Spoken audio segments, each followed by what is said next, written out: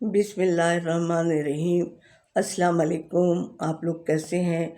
उम्मीद करती हूँ कि आप सब ठीक ठाक होंगे। अल्लाह ताला सबके घर में अमन व सुकून रखे और मेरे मुल्क पाकिस्तान में भी अमन व सुकून रखे और अल्लाह ताला हर मुसीबत, हर परेशानियों से हर शख्स को महफूज रखे। देखिए, इंसान का काम है दुआ करना, क्योंकि दुआओं से तकदीरें बदल जाती हैं कि अल्लाह ताला ने जो लिखा होता है ना, वो भी तब्दील हो जाता है दुआ से, है कि नहीं? ये तो अल्लाह ताला ने भी फरमाया है कि दुआ करो तो अल्लाह ताला हर बला, हर मुसीबत दुआ से टल जाती है। और ख़ास तौर से जब हम तहज्जुद जो लोग पढ़ते हैं, मैं तो खैर वही नहीं पढ़ती, तो जो लोग तहज्जुद पढ़ते हैं तो जो नाकबूल होने वाली भी दुआ होती है वो तहज्जुद में कबूल हो जाती है। और दुआ तो हर वक्त मांगते रहना चाहिए। और हम जैसे बुज़ुर्गों को तो अपने लिए दूसरों के लिए भी मांगनी चाहिए। कहते नहीं है कि अच्छी बात मुँह से निकालें और अपने मुल्क के लिए भी दुआ किया करें।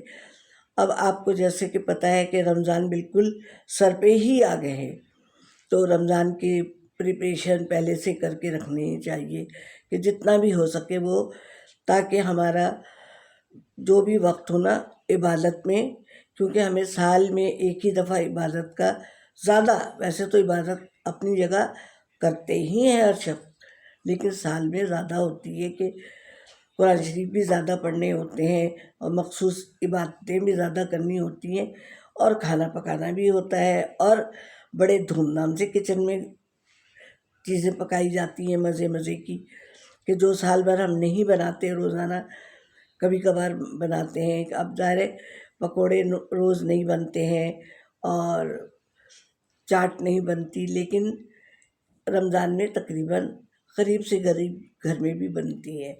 और एक बात और मैं कहूँगी कि गरीबों का ज़रूर ख्याल रखें, जो अड़ोस पड़ोस में है इधर उधर। वह एक तो जिस तरह हम तोहफे देते हैं ना, मोहब्बतें बढ़ती हैं, इसी तरह अफ्तारी भी भेजें अड़ोस पड़ोस में, तो ये भी एक मोहब्बत का ज़रिया होती है। तो आज चले मैं आपको, मैंने काले चने उबालने बताए थे ना, तो उसकी जो मैं बघारे हुए बनाती हूँ ना, वो मैं आपको बता देती हूँ। थोड़ा सा तेल डाला, बॉयल आपने किए हुए, और अगर नहीं किए हुए तो रात भर उसको भिगा दीजिए। कभी ऐसा भी होता है ना कि 1 किलो होते कितने, नहीं आपने भिगाए हुए, तो आपने थोड़ा सा तेल डाला, जो भी तेल आप डालें, और उसमें आपने प्याज काटी, ठीक है। प्याज ज़रा सी हल्की हल्की हुई तो उसमें आपने क्या किया, थोड़ा ज़ीरा डाला और फिर क्या नाम है, चने डाल दें, टमाटर डालें, 1 2 जितने भी आपको हो सके वो आपने डाल दी। कुटी हुई मिर्ची डाल दें, जैसी मिर्ची आपके घर में खाई जाती हैं उस लिहाज से आपने मिर्ची भी डाल दीजिए, सुनिए। और हरी मिर्ची और धनिया तो जब बिल्कुल तैयार हो जाएगा तो जब हम डालेंगे। अब आपने ये डाल दिया, नमक भी डाल दें और पानी डाल के आप छोड़ दें। और इधर इमली भी भिगा दें आप, क्योंकि थोड़ा खटास होगी। और कुकर का ढक्कन बंद करके, भीगे हुए तो हैं रात भर के, उसको 10-15 मिनट के लिए आप कुक कर लें। और इतना पानी डालें कि उसी में गल जाए, उसी में वो हो जाए, फिर पानी हमें निकालना नहीं है, समझे। वो सब पक जाएगा, जब हो जाए तो उसको 1-2 हाथ मार दीजिएगा तो तेल अलग हो जाएगा। अब हरी मिर्ची और धनिया भी डाल दीजिए आप, और इमली का पल भी डाल दीजिए।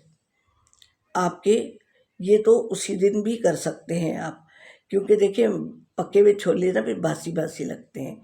घर वाले तो खा सकते हैं माइक्रोवेव वगैरह में गर्म करके, लेकिन किसी मेहमान के आगे या अड़ोस पड़ोस में नहीं भेजे जा सकते। तो ये काले चने का तरीका है। नंबर 2, आप, एक होती है चने की दाल, चने की दाल भी भिगा दें आप और उसको बॉईल करके उसमें प्याज काटें, टमाटर काटें और हरी मिर्ची काटें धनिया काटें, कुछ लोग अदरक भी डालते हैं थोड़ी सी बारीक बारीक काट के, और फिर उसमें नींबू निचोड़ दें उबली हुई।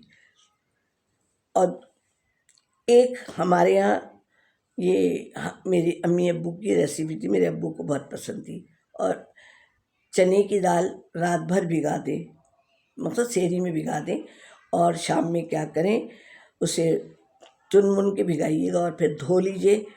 और धो के उसको, वैसे मुझे भी अच्छी लगती, कभी कभी खाती हूँ मैं। और कच्ची चने की दाल, उसका तरीका ये है कि आपने उसको धो लिया, ये अफ्तारी के टाइम तक आप बनाएंगे इसको, थोड़ी देर पहले उसमें आपने प्याज काटी, बारीक बारीक प्याज काटे, हरी मिर्चें, हरा धनिया, ये सब आपने इसमें मिलाई, और अच्छी तरीके से नींबू निचोड़ दिया, खूब, कम से कम एक नींबू तो निचोड़ दे। प्याज, हरा धनिया, हरी मिर्चें और नींबू, और हो तो ज़रा सा चाट का मसाला भी डालते हैं, थोड़ा सा, आधा चम्मच। और फिर आप वो खा के देखें, वो पेट खराब नहीं करेगी। चने की दाल थोड़ी सी, 1 चम्मच आप खाएंगे, आपको अच्छी लगेगी। तो एक तो ये चने की दाल, 3 चीज़ें आज मैंने आपको बता दी। अब मैं आज आपको पकोड़ों का मसाला बताना चाहती हूँ। जैसे होता है ना कि जब हम बेसन फेंटते हैं ना, तो फिर हम ये चीज़ भी लाओ, ये चीज़ भी देखो, ये डब्बा भी, तो उसके लिए आप एक मसाला बना के रख लें, जिसमें कि दरदरा सा धनिया, चाहे कूट लें या मिक्सी के जार में कर लें, कि बस ऐसे दरदरा सा हो जाए। सफ़ेद ज़ीरा, अब चाहे 2-3 चम्मच ले लें आप, 3 चम्मच धनिया ले लें, 4 ले लें, क्योंकि ठीक है, 4 चम्मच आप धनिया का ले लें, और उसमें क्या नाम है, दरदरा सा कूट लें, हम दस्ते में भी कूट सकते हैं, वो ले लिया। और इतना ही ज़ीरा ले लें, 3-4 चम्मच, उसको भी दरदरा सा कूट लें, ठीक है। अब उसमें आप और क्या डालेंगे, ये हो गया। अच्छा, कुटी हुई मिर्च, वो भी कम से कम 4 चम्मच ले लें आप। ज़ीरा, धनिया जो साबुत धनिया होता है ना, वो। और अच्छा, अनार दाना साफ़ वाफ करके वो अलग रखिएगा, क्योंकि अगर सब मिला देंगे ना तो वो गड़बड़ हो जाएगा, क्योंकि अनार दाना भी पीस के डाला करें। एक बोतल में अलग से रख लें, छोटी बोतल में पीस के, अगर डालना हो तो वो डालें। अब ये चीज़ें हो गई हैं। अब आपने जितना भी आपको, जब आपने बेसन फेंटा तो अच्छा, आपने कुटी हुई मिर्चें भी ली हैं और पिसी हुई मिर्चें ली। अब इनको एक साथ करके एक बोतल में भर के रख दें, अच्छा खासा हो जाएगा ये भी, कि 4-4 चम्मच आपने लिया है तो अच्छा खासा हो जाएगा। अब आपने उठाया, आपको 1 चम्मच डालना है, 1.5 चम्मच डालना है, वो आप डाल दें, ठीक है। और वो आप बाहर भी रख सकते हैं, क्योंकि सील हो जाएगा।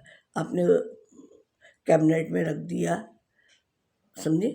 अब आपने जब बेसन फेंटा तो आपने उसको बेसन में डाल दिया। जब प्याज व्याज काटेंगे, आलू डालेंगे, पालक डालेंगे, ये सब। कितने मिनट हो गया, दिखता भी तो नहीं है।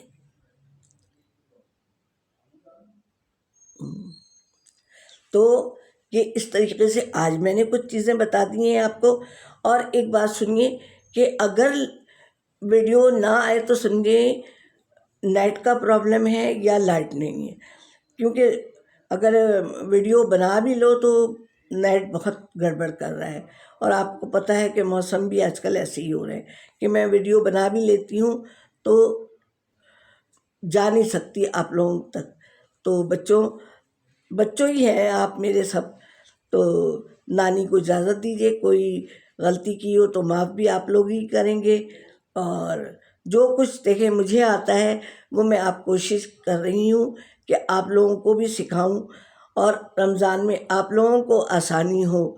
और यही मैं फिर कहूँगी कि मैंने कुकिंग चैनल नहीं खोला, लेकिन जो कुछ मैंने अपनी ज़िंदगी में सीखा है, मैं आपको मज़े की बात बताऊं, मुझे खाना पकाना नहीं आता था। जब मेरी शादी हुई थी तो खाना पकाना नहीं आता था मुझे। पहले शादियाँ भी जल्दी हो जाती थी। बहरहाल खैर, अब अल्लाह का फजल है कि मुझे हर खाना पकाना आता है माशाल्लाह माशाल्लाह। और मेरी बेटी को उससे ज़्यादा माशाल्लाह आता है, हालांकि मेडिकल की स्टूडेंट थी वो। तो फिर इंशाल्लाह अगली वीडियो तक लाइक भी करेंगे, सब्सक्राइब भी करेंगे, गलती होगी तो माफ़ भी करेंगे आप लोग। अल्लाह हाफिज़।